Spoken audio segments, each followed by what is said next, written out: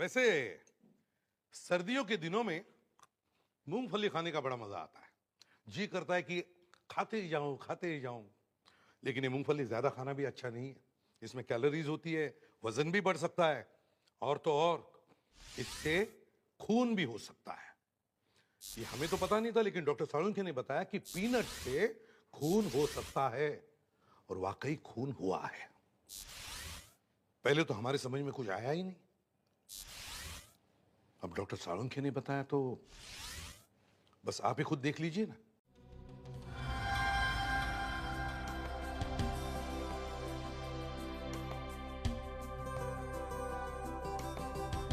आज की शाम चमन के नाम।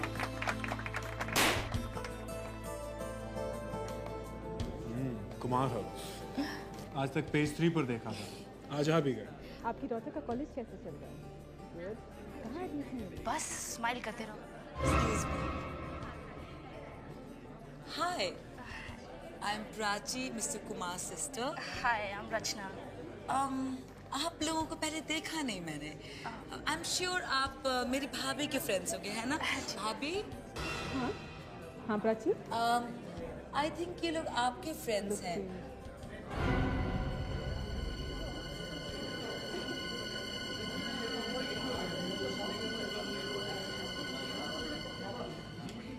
और चमन, अरे एंजॉय करो यार, तुम्हारी पार्टी है यार। Come on. You enjoy yourself. मैं भी आता हूँ। Okay okay, enjoy. चमन, क्या बात है? तुम परेशान से लग रहे हो। नहीं नहीं, ऐसी कोई बात नहीं। तुम सबका ख्याल रखो, मैं भी आता हूँ। हाँ लेकिन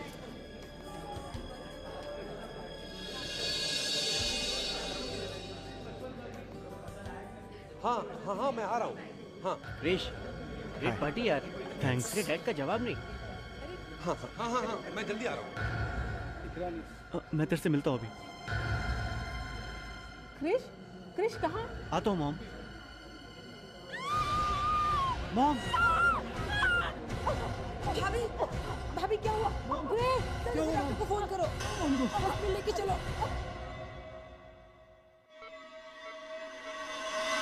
एक्सक्यूज मी, हम लोग सीआईडी से हैं। सीआईडी? अच्छा हुआ आप लोग आ गए। मैंने ही फोन किया था आपको।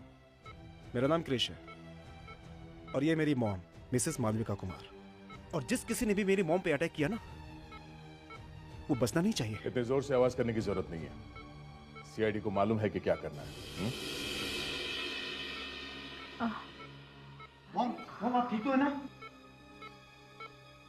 मेरी गर्दन में बहुत दर्द हो रहा है। वहीं पे तो लगा है मॉम। अच्छा हुआ भाभी जो आपको होश आ गया, वरना मैं तो सोच रही थी कि आपके जैसी दयालु औरत पे कौन हमला कर सकता है। मालविका जी, मैं सीनियर इंस्पेक्टर अभिजीत सीआईडी से। अब आप ठीक हैं? बस मेरी गर्दन में थोड़ा दर्द है। आपको कुछ याद है ये अटैक आप पे कैसे हुआ? ये सब इतनी जल्दी हुआ कि मैं फिर भी कुछ तो याद होगा आपको। पार्टी में थी सबके साथ। मैं क्रिश और चमन को देख ही रही थी कि अचानक एक डांट आकर मेरी गर्दन पे लगा, और उसके बाद कुछ भी याद नहीं। ये डांट आया कहाँ से? किसने मारा? ये देखा आपने कुछ? मैंने आपसे कहा ना, ये सब इतनी अचानक हुआ कि मैं कुछ समझ ही नहीं पाई। एक्चुअली भैया पार्टी में नजर नहीं आ रहे थे, तो मैं और क्रिश मिलके भाभी को हॉस्पिटल ले आए। इस वक्त तो उनको यहाँ होना चाहिए था। वाइफ हॉस्पिटल में है। ढूंढना ही पड़ेगा। वाइफ को किसी ने मारने की कोशिश की है और हस्बैंड गायब है।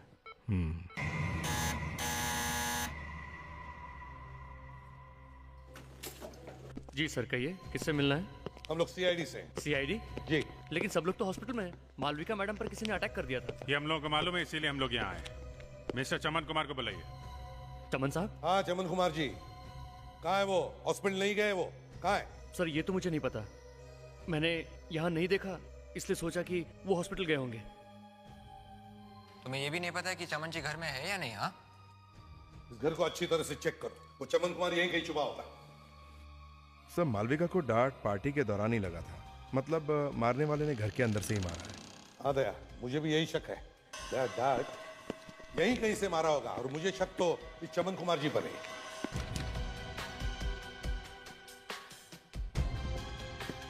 अरे ये दरवाजा क्यों बंद है? क्या हुआ अभी जी? सर ये दरवाजा बंद है यहाँ पे।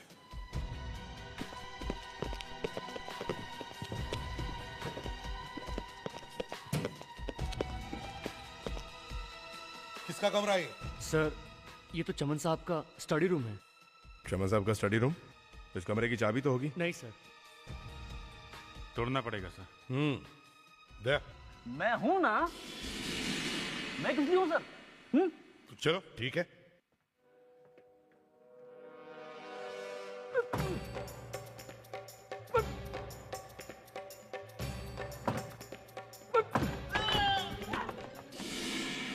चमन साहब, चमन साहब, चमन साहब को क्या हुआ? चमन साहब, लगता है यहाँ कोई तूफान आके गया है। बंद कमरे में ये सब हुआ कैसे? इसीलिए हॉस्पिटल नहीं पहुंचे। चमन साहब तो मर चुके हैं। सर ये इनहेलर मिला है सर। शायद चमन जी की मौत अस्थमा अटैक से हुई है सर। हाँ सर, चमन साहब को अस्थमा की बहुत बड़ी बीमारी थी।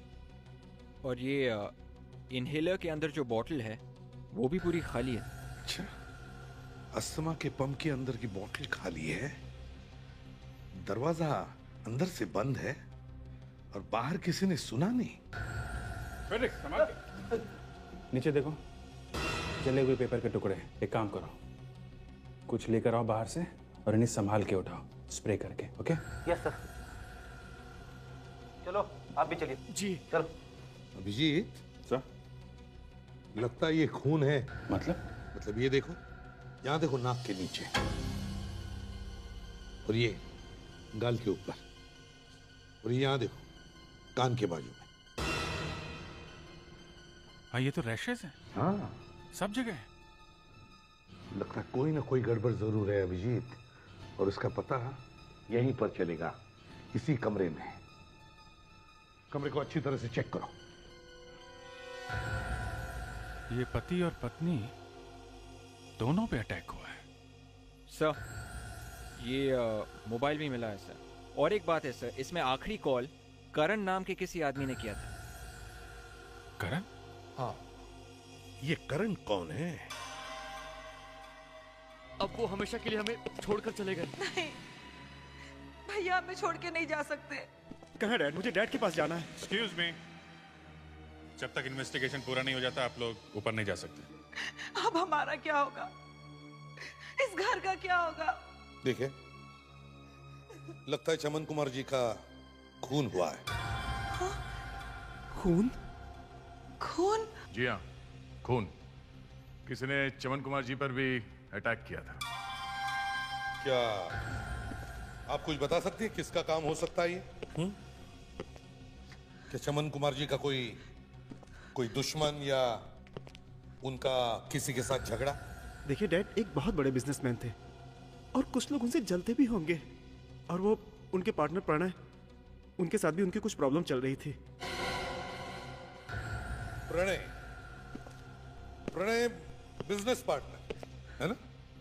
और ये करण कौन है? करण?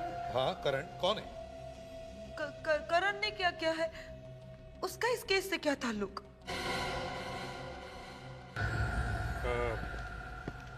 देखिए, करण वो आदमी है जिससे आपके भाई ने आखिरी बार बातचीत की थी। हमें लगता है कि करण ने ही उन्हें स्टडी में बुलाया था। मैम,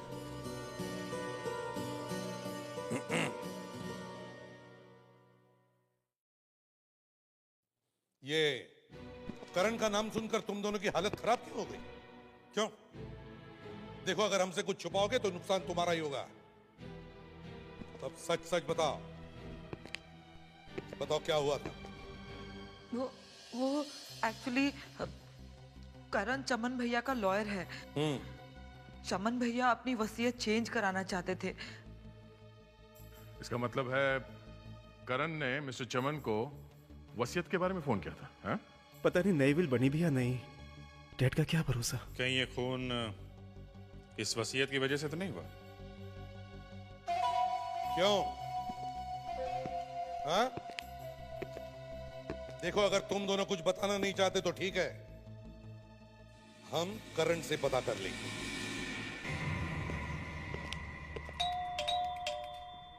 करण, करण दरवाजा खोलिए, हम लोग सीआईडी से आए हैं। जब भी कभी हम सीआईडी वाले किसी के घर पर जाते हैं तो या तो अंदर कोई सोया हुआ रहता है या फिर। ऐसा मत बोलिए सर, इस बार कुछ अलग होगा। अच्छा, तो चलो देखो। Oh my God!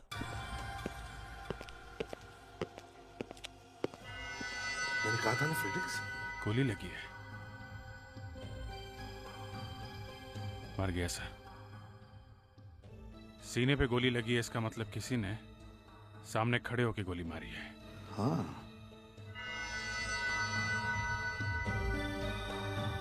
हाथापाई के भी कोई निशान नहीं। इसका मतलब है इसे अंदाजा भी नहीं था कि जो भी कोई सामने खड़ा था वो इसे गोली मार दे। सर, ये करण गोली चलाने वाले को जरूर जानता होगा। बिल्कुल सही फ्रेडिक्स। एक काम करो, देखो चमन कुमार जी की वसीयत यहां इस घर में है क्या? चेक करो अच्छी तरह से।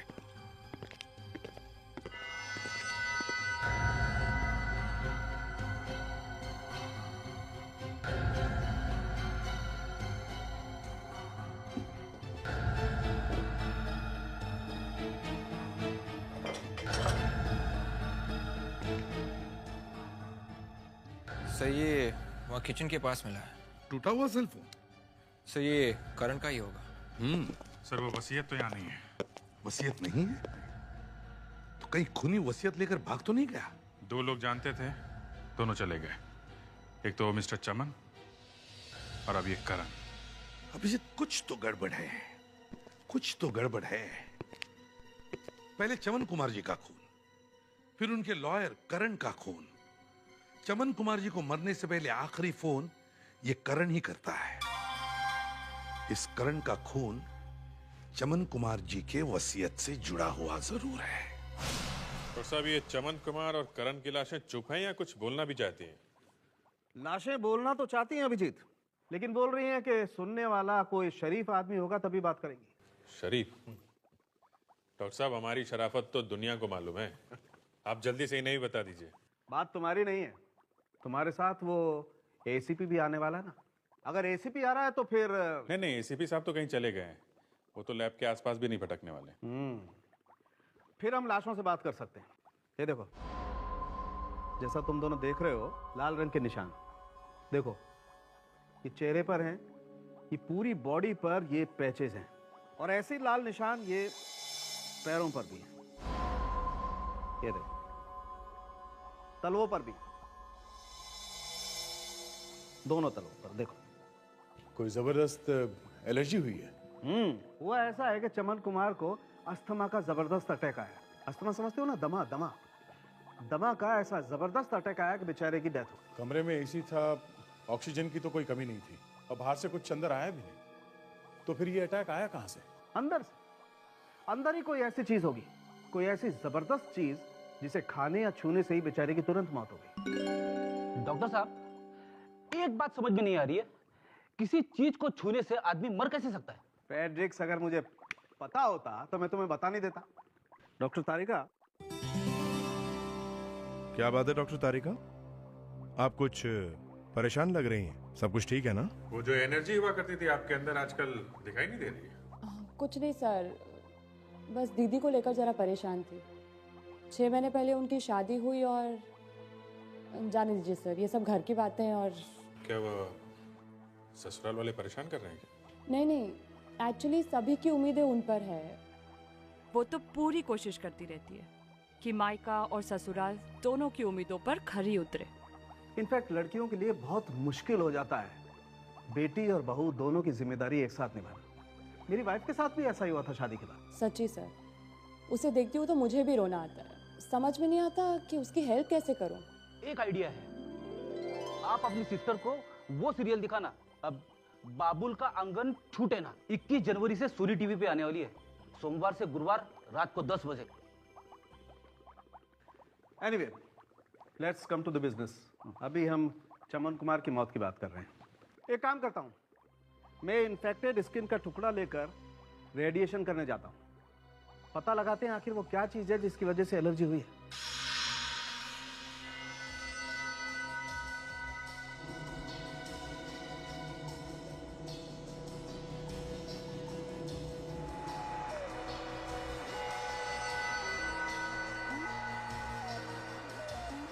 तो देखो, ये स्किन सेल्स पर कितना असर हुआ है। ये जो ग्रीन पैचेस देख रहे हो ना तुम, ये एलर्जी के निशान है किस चीज़ के? ये पीनट फैट। मूंगफली खाने से जान चली गई। मैं तो आज से ही मूंगफली खाना बंद कर दूंगा। वैसे भी मेरी वाइफ कह रही थी। एक मिनट फ्रेडरिक, अपनी वाइफ को घर छोड़ो, हम यहाँ काम की बात कर रहे हैं। और ये एलर्जी का अटैक बहुत खतरनाक था, एनाफिलैक्सिस। इससे जान भी जा सकती है। जान जा सकती है क्या मतलब डॉक्टर तारिका? जान चली गई है। मतलब किसी को पहले से मालूम था कि चमन कुमार को पीनट से एलर्जी है और पीनट से मारा उसे। सवाल ये उठता है कि चमन के कमरे में पीनट आया कहाँ से? हम लोगों ने जब कमरा चेक किया तो मूंगफली का एक दाना भी नहीं मिला। मैं खुद चल के चेक करता हूँ। डॉक्टर तारिका, तब तक आप वो जले हुए पेपर्स में से कुछ निकाल लीजिए। वो पीनट यहीं कहीं होगा जरूर। कोई ना कोई ऐसी चीज जरूर होगी जिसकी वजह से मिस्टर चमन को इतना जबरदस्त अटैक आया।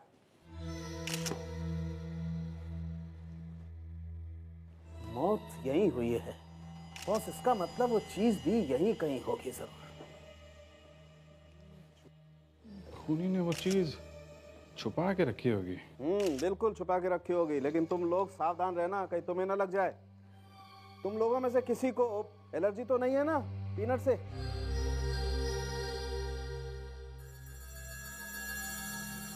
खूनी ने तरीका तो बहुत अच्छा निकाला था, लेकिन उसे पता नहीं है फॉरेंसिक डॉक्टर की नजर से कोई चीज बच नहीं सकती है। चलो जल्दी करो यार। बस हो गया, 2 मिनट लगेंगे।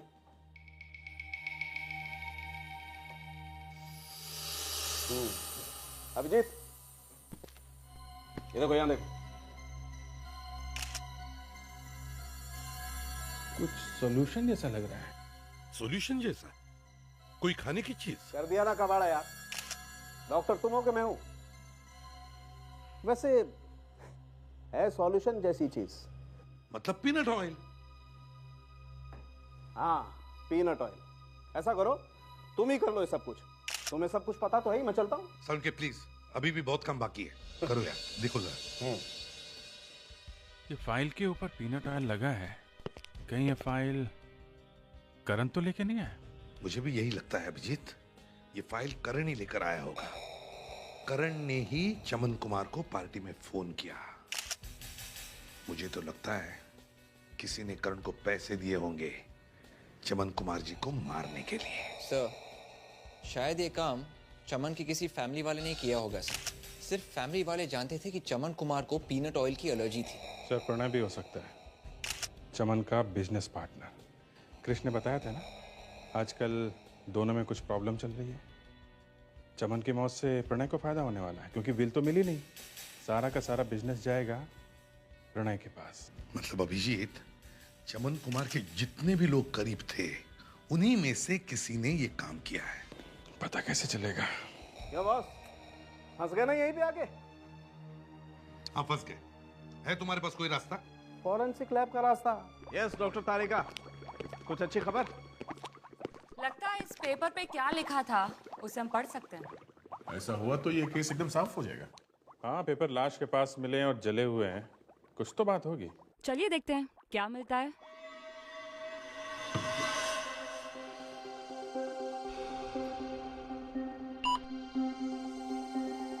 ये इलेक्ट्रॉन माइक्रोस्कोप से पेपर पे लिखी हुई हर चीज बड़ी नजर आती है। जैसे ही रेडिएशन से इस पे गिरेगा, सब कुछ साफ नजर आएगा।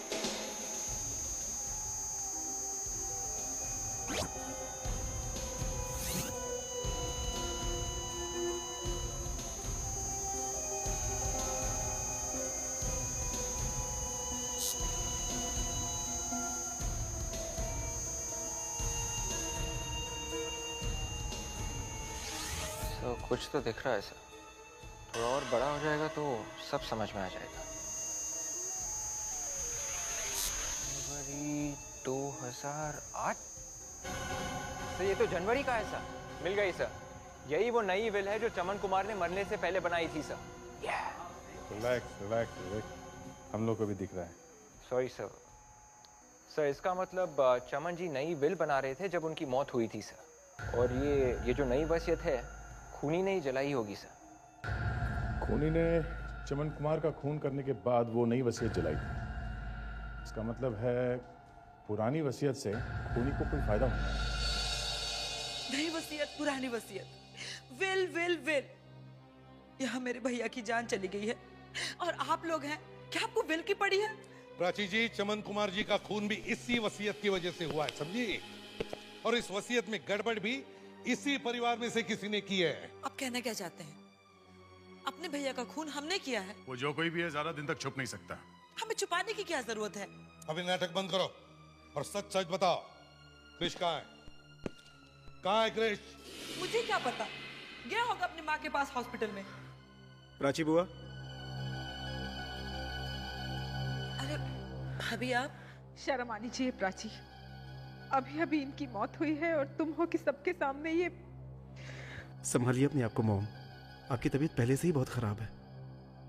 सॉरी मालविका जी, लेकिन क्या करें, हमें तो अपनी ड्यूटी करनी ही पड़ती है। जी देखिए, हमें एक वसीयत के कुछ टुकड़े मिले, जले हुए टुकड़े। पुरानी वाली के या नई वाली के? मिस्टर चमन के डेड बॉडी के पास मिले हैं वो टुकड़े। इसलिए हम जानना चाहते हैं कि वो क्या चीज है जो मिस्टर चमन अपनी विल में से बदलना चाहते थे। देखिए, ये बात तो भैया के वकील ही बता सकते हैं। चमन अपनी विल में क्या बदलना चाहते थे ये तो उन्होंने घर पर किसी को नहीं बताया, लेकिन मुझे लगता है वो क्रिश के बारे में कुछ सोच रहे हैं। भाभी, ये बात सिर्फ करण बता सकता है। बिल्कुल सही कहा प्राची जी, बिल्कुल सही। और खूनी कौन है ये तो हम करण से भी उगलवा सकते हैं। आप तो जानती है मालविका जी कि सीआईडी वाले तो मुर्दों से भी सच उगलवा सकते हैं। सर आई एम अनुज, क्या कर सकता हूँ आपके लिए? मर्डर्स, दो मर्डर्स और एक अटेम्प्ट टू मर्डर। मतलब? करण का खून हो गया, मालूम है ना आपको? हाँ, अच्छा अब मैं समझा, आप करण सर की मर्डर केस की जांच करने आए हैं। हम ये पता करने आए हैं कि चमन जी का वसीयत कहाँ है। करण ने चमन जी का वसीयत बनवाया था ना? हाँ? और वो भी एक नहीं, दो विल? मुझे तो एक के बारे में भी पता नहीं है, वो सब करण सर ही देखते थे। अब वो इस दुनिया में। अब चुपचाप जल्दी से जो कुछ भी मालूम है फटाफट बता, समझा? वरना यहाँ ऑफिस में सबके सामने तेरी इज्जत का हलवा बना दूंगा। पिछले 2 हफ्तों से चमन कुमार जी और उनके पार्टनर प्रणय बहुत बार यहाँ पर आए थे। वसीयत के लिए आ रहे थे? ये मत पूछिए प्लीज। क्यों? मुझे इसके बारे में वाकई कुछ नहीं मालूम, बस इतना मालूम है कि चमन कुमार जी बहुत परेशान रहते थे। अच्छा, तो फिर करण जी के पास उस वसीयत की कॉपी होगी? हैं? ये मैं नहीं जानता। देखो ऑफिस में यहाँ कोई कॉपी है क्या? Excuse me, 1 minute.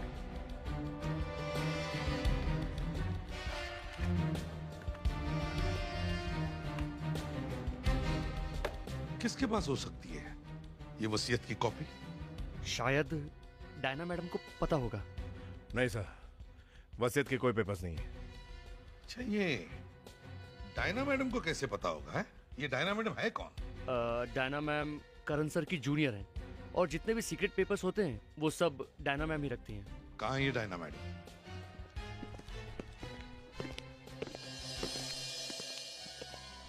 मैम। अनुज, मैंने तुमसे कहा था ना कि मुझे आज किसी को नहीं मिलना है। यहाँ की एसीपी लगती है। मैम सीआईडी वाले आए हैं।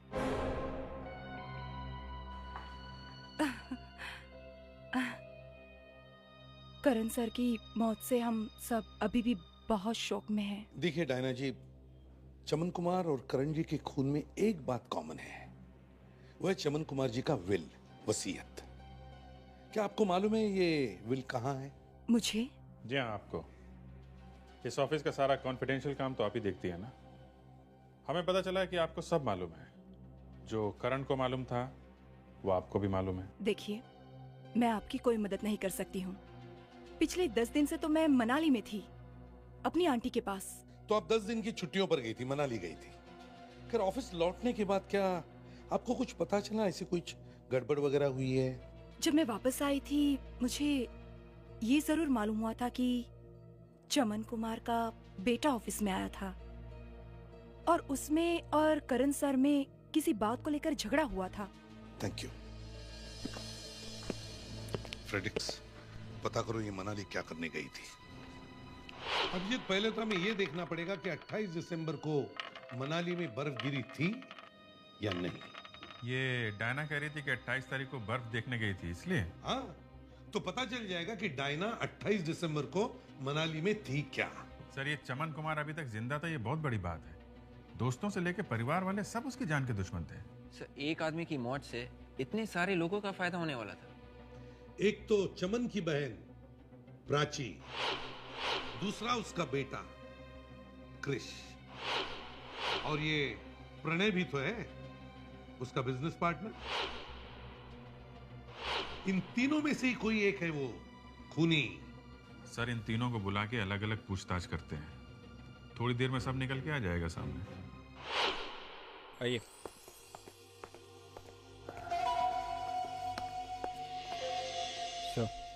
आइए आइए आइए।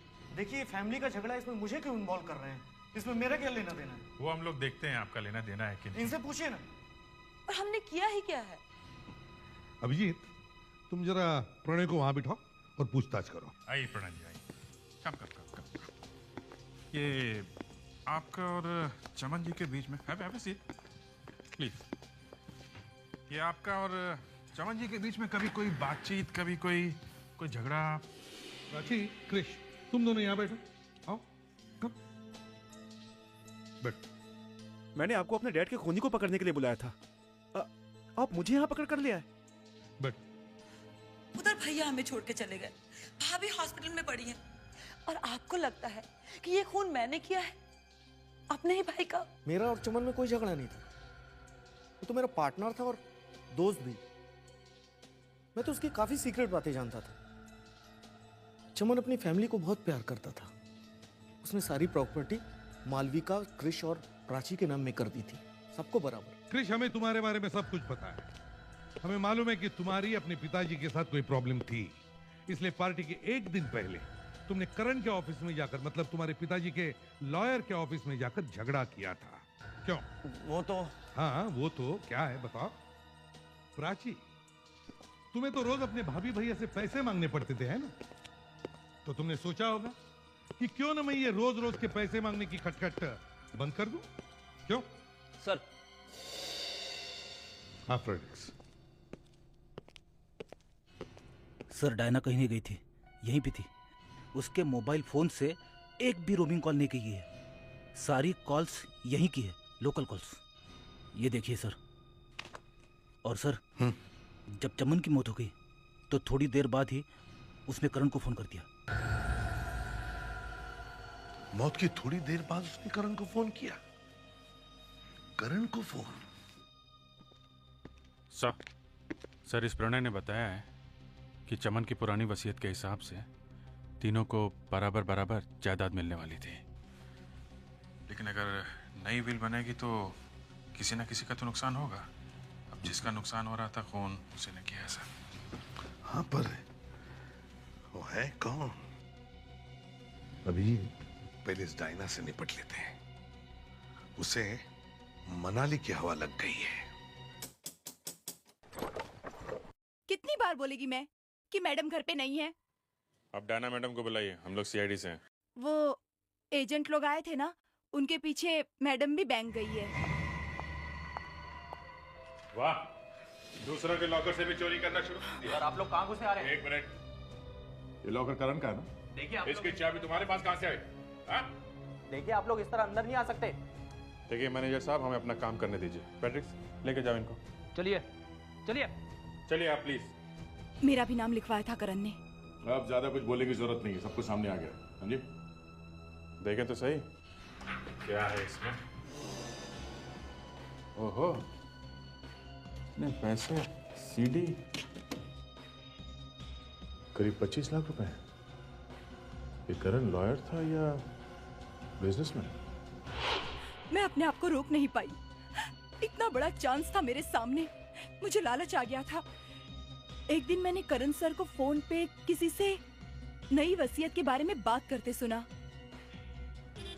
वो कह रहे थे कि वो नई वसीयत को जला देंगे और चमन कुमार को भी साफ कर देंगे। तो करण किसी के साथ वसीयत के बारे में डील करने वाला था। कौन था वो? पता नहीं किसका कॉल था, मैंने तो सिर्फ करण सर की आवाज सुनी थी। तुमने कहा कि तुमने करण को फोन पे बात करते हुए सुना कि नई वसीयत को वो जलाने वाला है, लेकिन वसीयत के जले हुए टुकड़े तो हमें चमन कुमार के स्टडी रूम से मिले। तो फिर ये कौन सी वसीयत है? करण सर एक बहुत स्मार्ट लॉयर थे। उन्होंने चमन कुमार के यहाँ विल की कॉपी जलाई थी, सिर्फ अपनी डील पूरी करने के लिए। और बाद में असली कॉपी दिखाकर वो उस आदमी को ब्लैकमेल करने वाला था। मुझे लगा कि मैं भी थोड़े पैसे कमा सकती हूँ। मैं करण सर के पास गई, उनको ये बताने के लिए कि मुझे सब कुछ मालूम है। मगर करण सर तो उल्टा मुझे ही धमकाने लगे। मुझे गुस्सा आ गया और मैंने उन्हें शूट कर दिया। करण ने चमन को मारा और तुमने करण का खून कर दिया। लेकिन अभी तक उसका पता नहीं चला जिसने ये सब प्लानिंग बनाई और 25 लाख रुपए दिए। ओह, तो ये है वो वसीयत, मिस्टर चमन कुमार की विल, जिसकी वजह से ये आग लगी है। आग लगी? सर, आग तो कहीं नहीं लगी थी। अरे फ्रेडरिक सर का कहने का मतलब है जो 2-2 खून हुए हैं।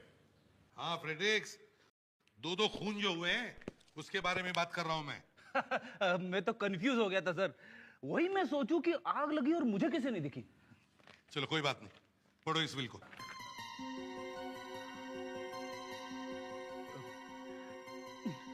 मैं चमन कुमार अपने पूरे होशो हवास से लिख रहा हूं कि मेरा सारा पैसा, मेरी जायदाद। अरे सर, क्या है? आए? ये क्या चक्कर है सर?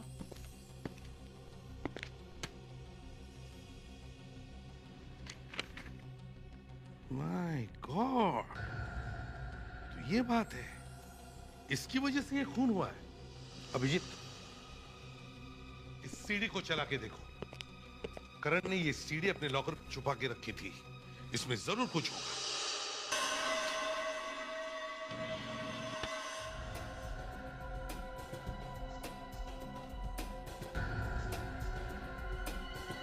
माय गॉड, किसी ने सोचा भी नहीं होगा कि ऐसा हो सकता है। अभिजीत, इस चमन कुमार के पूरे परिवार को बुलाओ। हाँ सर, अब तो सबको बुलाना ही पड़ेगा।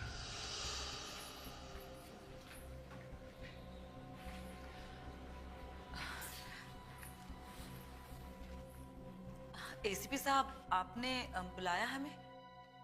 जी हाँ। अब मैं आपको कैसे बताऊं खूनी ने क्या क्या नहीं किया ये चमन कुमार जी का विल पाने के लिए। और जब उसे वो विल मिला, वसीयत मिल गई? क्या लिखा है वसीयत में? प्लीज जरा जल्दी पढ़ के सुनाइए ना। शट अप बुआ, बाहर में गई वो विल। खूनी का कुछ पता चला क्या? सर, जवाब नहीं इस फैमिली का। वाह वाह वाह वाह वाह, कितने सुधर गए हो ना तुम तो। आज भैया जिंदा होते तो कितने खुश होते तुम्हें देख के, है ना भाभी? प्लीज प्राची, ठीक ही तो कह रहा है वो। वैसे भी पहले से ही हमारे खानदान पर बहुत बुरा वक्त चल रहा है। मैं अब इस सब को खत्म करना चाहती हूँ। एसीपी साहब, वसीयत में जो भी लिखा है, अच्छा बुरा, आप पढ़ दीजिए। ठीक है।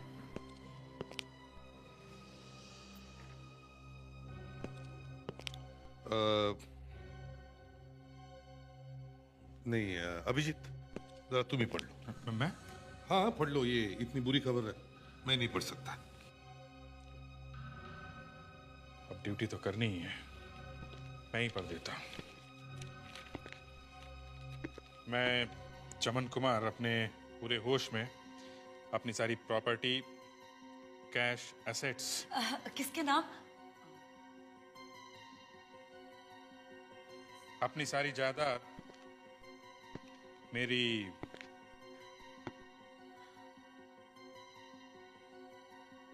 मेरी बेटी डायना के नाम कर रहा हूं।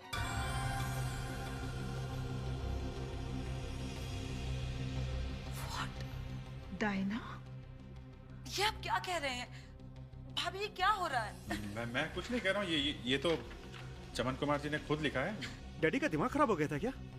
और ये डायना पापा की बेटी, ये सब क्या है मॉम? क्रिश प्लीज, अपने पापा के बारे में ऐसे नहीं बोलते। और वैसे भी वो अब इस दुनिया में नहीं रहे।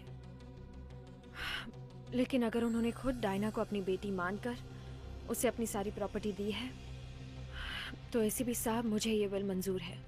ये क्या कह रही हैं आप मॉम? अब हमारा क्या होगा? बस क्रिश, अब इस बारे में और बात नहीं होगी। एसीपी साहब, विल में जो लिखा है सो लिखा है। आप बस इतनी मेहरबानी करिए कि मेरे पति के कातिल को ढूंढ दीजिए। मालविका जी,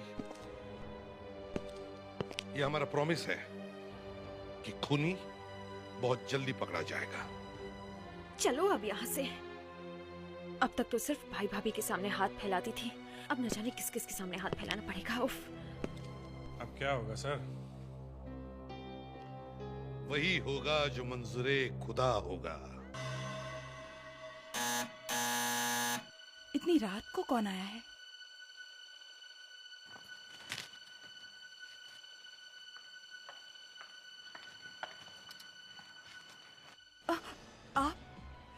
आप यहाँ इस वक्त? आप मुझे ऐसे क्यों देख रही हैं? मेरे पास कुछ नहीं है। अच्छा, तो तुम हो चमन की वो बेटी। अगर मुझे पहले पता होता तो इतनी प्रॉब्लम ही नहीं होती। मैं तुम्हें पहले ही खत्म कर देती। ये आप क्या कर रही हैं? इसमें मेरा क्या कसूर है? सारा कसूर तुम्हारा ही है। मैं तो आपकी बेटी जैसी हूँ। मेरी कोई बेटी नहीं है, और चमन की भी एक ही औलाद थी। मेरे क्रिश को ही सारी प्रॉपर्टी मिलनी चाहिए। वाह मालिका जी।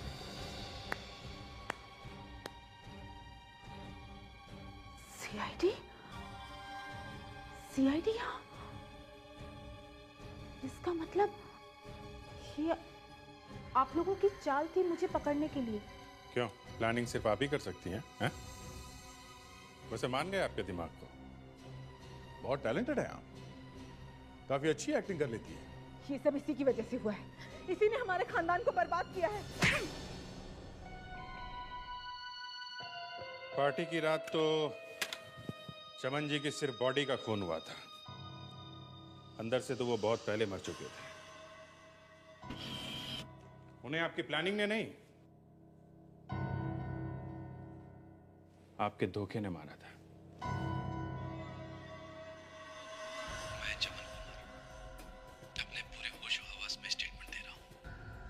मुझे लगता है कि कोई मेरी जान लेना चाहता है, इसीलिए मैं ये स्टेटमेंट रिकॉर्ड कर रहा हूं। मेरी वाइफ मालिका ने मुझे धोखा दिया है। इतना बड़ा झूठ, जिस बेटे को मैंने 24 साल इतने प्यार से बड़ा किया, आज पता चला वो मेरा खून ही नहीं। लेकिन मैं अपनी मेहनत की कमाई को किसी बेईमान के हाथ में नहीं जाने दूंगा। मेरी सारी प्रॉपर्टी, कैश, इन्वेस्टमेंट्स मेरी छोटी बहन प्राची को मिलेगा। तो आप लोगों ने विल के बारे में मुझसे झूठ कहा? आपका असली चेहरा सामने लाने के लिए। आपके नए विल में सब कुछ प्राची को मिलता है। अब आप तो जाएंगी जेल और आपका बेटा क्रिश आएगा सड़क पे।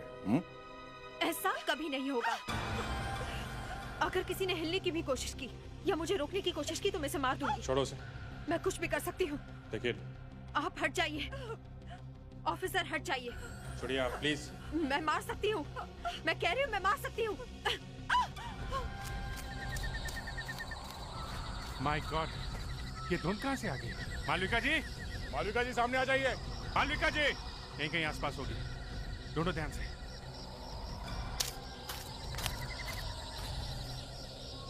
मालविका जी,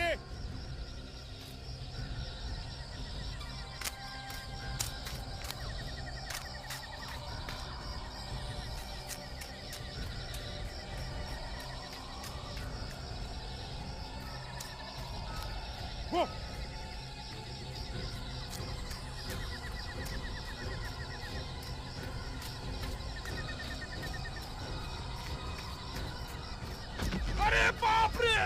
बस बस मालविका जी, बहुत भाग लिया आप। आराम करने का टाइम आ गया है। मैं कहाँ हूँ? Freddie, good job Freddie. कौन फ्रेडी? अरे ये आवाज तो जानी पहचानी सी लगती है। ये तुम्हारे अंकल की आवाज है। अंकल? कौन अंकल? ये तो गया। फ्रेडी, फ्रेडी होश में आओ। फ्रेडी, चलो संभाल के। इस बेचारे ने तो अपना काम कर दिया, अब बाकी जिंदगी आपको शायद जेल में ही काटनी पड़ेगी। For more updates, subscribe to our channel, click the show links and enjoy watching the videos.